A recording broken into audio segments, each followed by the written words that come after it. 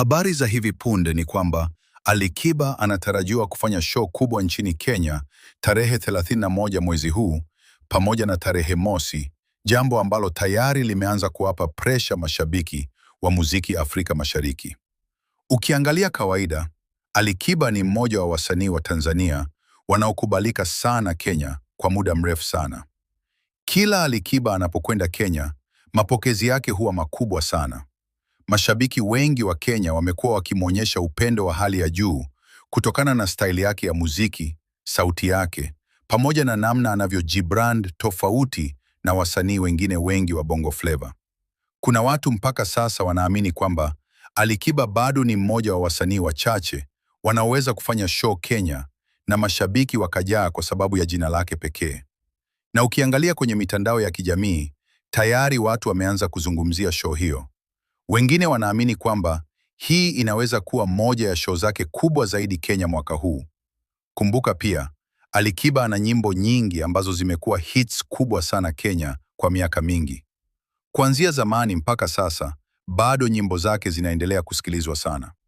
Lakini wakati mashabiki wakisubiri show hiyo kwa hamu kubwa, upande mwingine kijana wa mithali Mbosso naye ameanza kuleta taharuki kwenye game ya muziki baada ya taarifa kutoka kwamba anatarajia kuachia wimbo mpya tarehe 21 mwezi huu.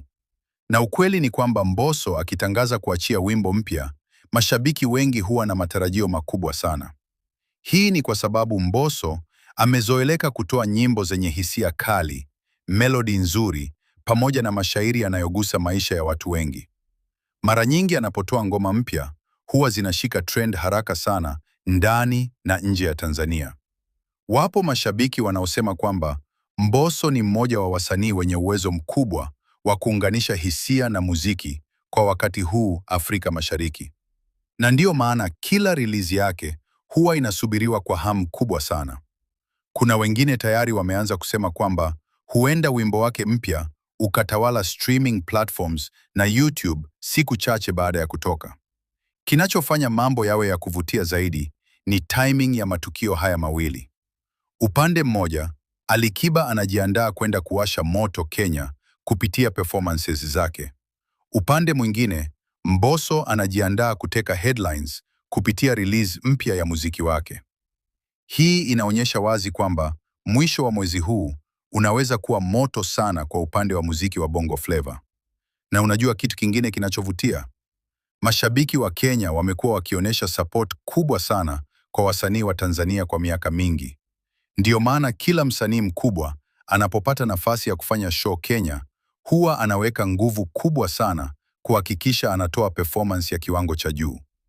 Kwa upande wa Alikiba, wengi wanaamini kwamba huu ni muda wake wa kuonyesha bado ana nguvu kubwa kwenye industry. Na kwa upande wa Mbosso, huu unaweza kuwa mwanzo wa hit nyingine kubwa ambayo inaweza kutikisa Afrika Mashariki nzima. Lakini swali kubwa linabaki. Kati ya show ya Alikiba Kenya na ujio wa wimbo mpya wa Mbosso, ni nani atatrend zaidi mwisho wa mwezi huu? Je, mashabiki wataipa nguvu zaidi performance ya Alikiba au watakimbilia kusikiliza ngoma mpya ya Mbosso? Andika maoni yako hapo chini. Usisahau kulike, kushare na kufollow kwa updates nyingine kubwa za muziki Afrika Mashariki.